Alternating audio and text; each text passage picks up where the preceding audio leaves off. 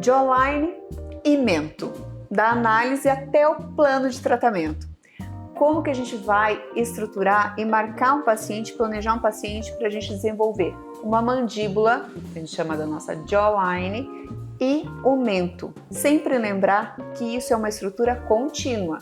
Então eu tenho que sempre planejar o meu paciente pensando nesses dois pontos e não isoladamente. Tem pacientes sim que a gente consegue somente evidenciar um pouco mais o ângulo mandibular, mas em muitos casos nós temos que manter uma sequência da linha mandibular ou a jawline e a estrutura mentual, para que exista um equilíbrio e uma harmonia.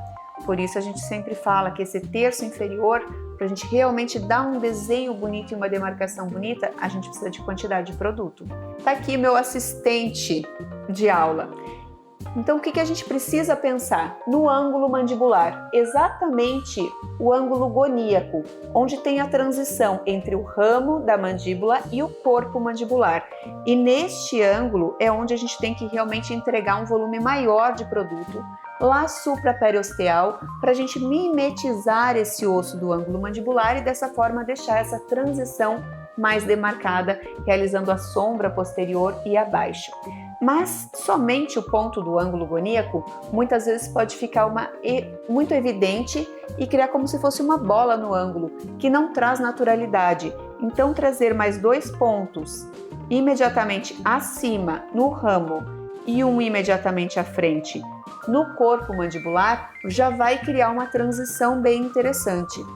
Para a gente conseguir mais harmonia, mais equilíbrio e naturalidade, sempre é importante virmos com retroinjeções em toda a base da mandíbula e nessa transição, como que criando um triângulo bem no ramo e nas transições, criando este triângulo e assim fazendo uma transição entre ângulo goníaco, submalar e a região de arco zigomático. Fica muito natural, fica muito mais delicado e o paciente fica extremamente satisfeito. A quantidade de produto que nós vamos precisar para essa região vai depender realmente da necessidade do nosso paciente, mas pode ir até a 3 preenchedores de cada, ou 3 ml de cada lado dessa mandíbula. E aí a gente vai prestar atenção em outro detalhe. Aqui nós temos uma transição, uma área entre essa região mandibular e a região mentual, que é uma região extremamente importante. Se nós não trabalharmos esta transição, a gente pode ter um defeito na linha contínua da mandíbula e isso vai interferir sim no seu resultado estético. Então não esqueçam dessa transição que é extremamente importante. E aí chegamos na área de mento masculino. Vamos pensar um pouquinho na diferença entre masculino e feminino. Masculino, nós temos uma linha que a gente chama de barra central da beleza, que são linhas que passam no canto interno do olho de um lado e canto interno do olho, e essa região central nós chamamos de barra central da beleza.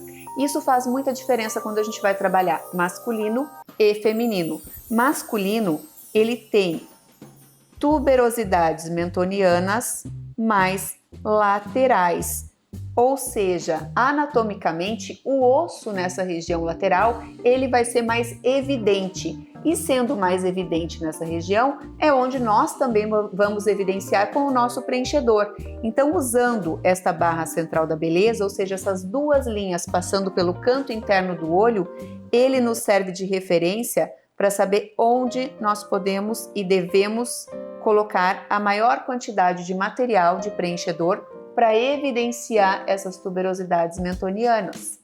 Já no feminino, o que a gente tem mais evidente, falando em osso e estrutura anatômica, é a proeminência central mentoniana. Vamos ver se isso está no centro? Então essa proeminência central mentoniana é onde o osso é mais saltado no feminino.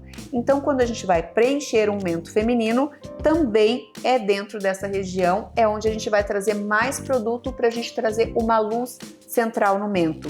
E se eu quero fazer uma transição para que não fique somente um ponto muito projetado, novamente eu vou usar a minha barra central da beleza como referência. E no feminino, a gente vai trabalhar para dentro da barra central da beleza.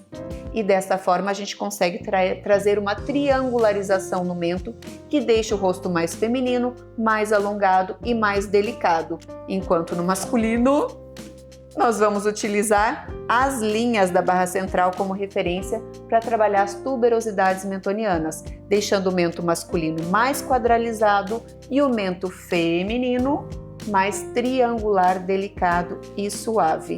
Dessa forma que a gente trabalha com as duas projeções. E a mandíbula feminina, Lê?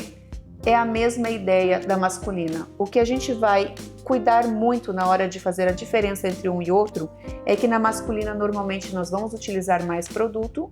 Então por que a gente vai ter um cuidado com a quantidade de material? O que a gente vai usar de referência? Referência é distância bisigomática e bigoníaca. O que são essas distâncias, Alê? Distância entre a porção mais lateral do zigoma e a porção mais lateral do ângulo da mandíbula. Nas mulheres, esta distância aqui deve ser maior do que esta. Então, a bisigomática é maior do que a bigoníaca. Enquanto nos homens, nós podemos sim manter esta distância bisigomática praticamente similar à nossa distância bigoníaca.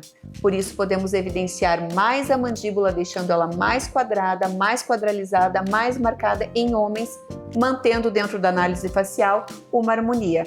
Enquanto nas mulheres, sempre esta região da linha do blush, ela tem que estar um pouquinho mais evidente e mais larga do que a região mandibular, deixando mais feminino e mais triangular a face. E aí, gostou dessas dicas?